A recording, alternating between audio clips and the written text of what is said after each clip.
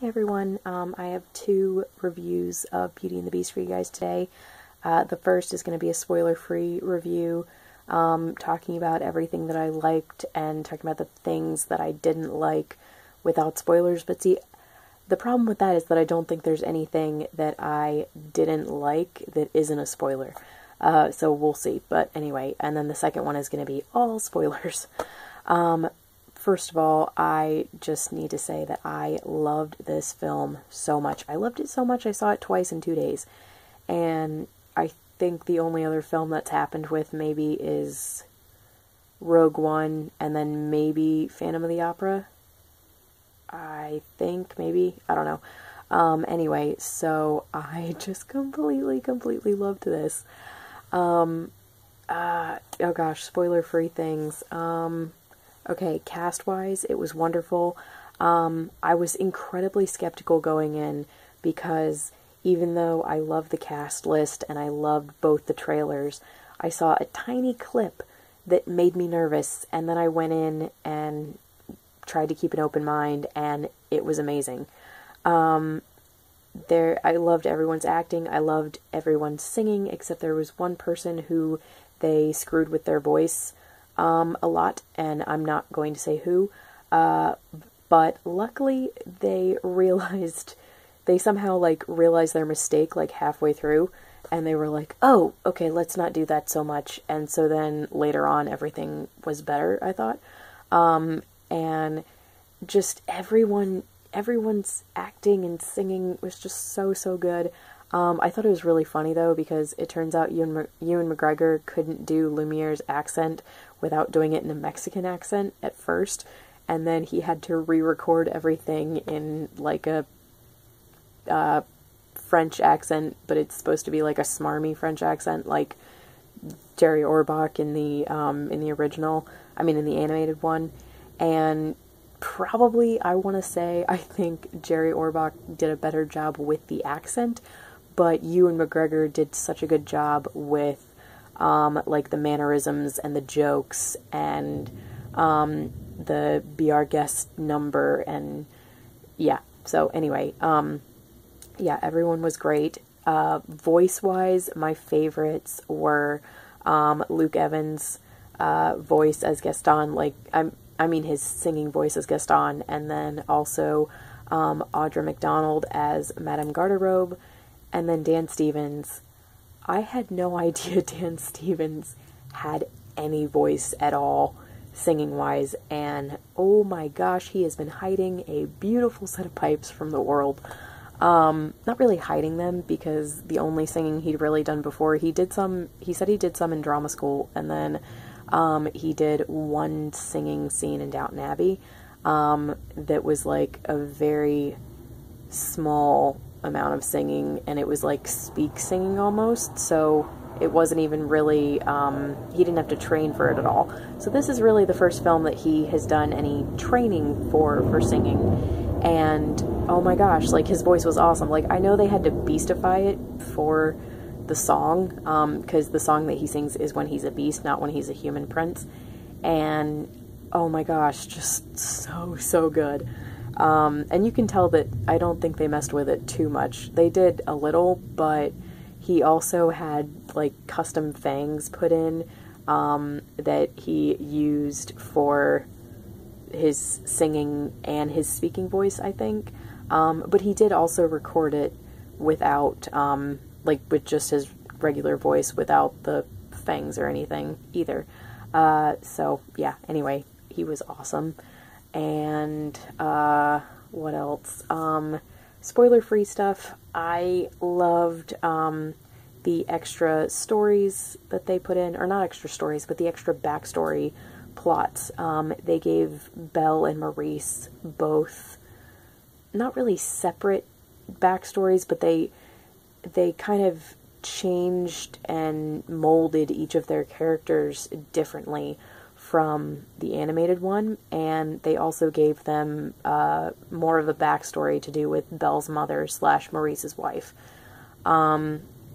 which I thought was really cool. They gave the Enchantress way more screen time and backstory, or not really backstory, but more screen time.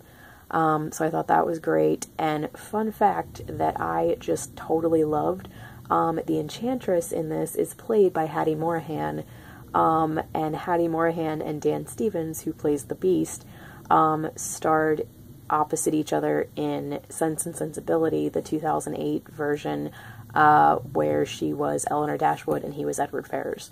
So that made me so happy because I forgot that she was going to be in this, and then I saw her and I was like, oh my gosh, and I like freaked out because I really love her as an actress. I've seen her in a couple other things too, and she's just great. And also Emma Thompson, who plays Mrs. Potts, played Eleanor Dashwood in the 95 version of Sense and Sensibility, so we had three kind of Austen people in this, which I just thought was great. Oh, and Ewan McGregor played Frank Churchill in Emma in 95 as well, or 96, one of them. So yeah, some Austen, what's the word? I was gonna say, like, veterans, I guess? Yeah, veterans is a good word. But anyway, so what else? Who else did they give more of a backstory to?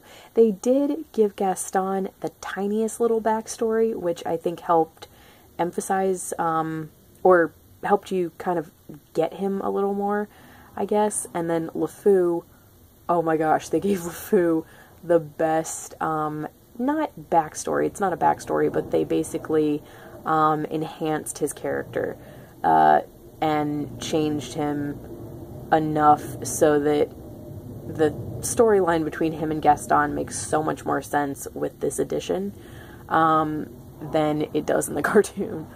And they changed some things with the Beast, not just his backstory, but they gave him a better backstory as well, but they also changed a mistake, shall we say, that the animated film made, and that was great, and I'll talk about that more in the spoilery part. I loved the CGI. They did a little bit well, the Beast's face is entirely CGI motion capture, so I thought that was good. I loved, my two favorites were probably the CGI for Lumiere and Cogsworth, because another thing that I loved was they made, they gave the story an exact or pseudo-exact time and place setting. It's, you know, before it was just in France and we knew it was sometime in the past, but we didn't quite know when. It was never specified, and now it's said that it's specifically the 1750s, 60s, mid-1700s in France, which is why they made the castle and the inside of the castle look very Versailles-ish. They made the gardens look very much like Versailles. The dress, and something that they incorporated for that I really love is because they made the setting look like Versailles, they also made all of the objects look like 1750s 1750s France objects. Like Lumiere looks like a candelabra from the 1750s. Cogsworth looks like a mantle clock from the 1750s. So it was just gorgeous, in my opinion. I really loved it. I loved the new songs. I loved the, they kind of switched some of the music around where, oh gosh, I don't want to say specifically because it'll spoil it, but they kind of switched some things around, not with where they put certain songs, but just where they put certain instrumental pieces. And for me, it actually worked better, in my opinion. And then, what are some, I'm trying to think of some things that I didn't like that aren't spoilery. No, I don't think there's anything that I didn't like that wasn't spoilery, except I told you they messed with someone's voice, but again, I don't want to say who until spoilers. But also, I need to go ahead and say in the spoiler-free part that, all of the issues that I had were very minor, and they're only picky from someone who has seen the animated film, like, literally, I don't know, 500 times in my life. Like, it's my favorite movie of all time, so I have seen it a lot. And also, and see, the thing is, I went into this trying very hard not to compare it to the animated film, and I wasn't going, well, that's different, blah, blah, blah. But there were just a couple things where I did like them better in the animated one. And then, yeah, so these things are not things that people who haven't seen it that many times would actually pick up on, I don't think. So anyway, but totally worth it with everything else. Like, literally every other aspect of the film was so good that it made the maybe like 5 minor problems that I had fine. Like, it made that totally okay. And also, I don't know if this means much to anyone, but I literally loved it so much that it's now my 3rd favorite Disney film of all time. So, I don't know if that means enough where people are like, oh, well, I need to see this now. But now, I would say, obviously, still animated Beauty and the Beast is my favorite, then the live-action Cinderella, then the live-action Beauty and the Beast, then Tangled. And still don't know what's in 5th place exactly, but probably like Lion King, maybe. But anyway, so yeah, I really loved it that much, and now I'm gonna go so I can make a video about all the spoilery things that I liked and didn't like. So please only watch that if you don't care if you get spoiled or if you have already seen it. And this is just my complete praise of the film, saying absolutely, please go see it, because it was so good. So anyway, thanks for watching, and I'll see you guys in the spoilery part. Bye.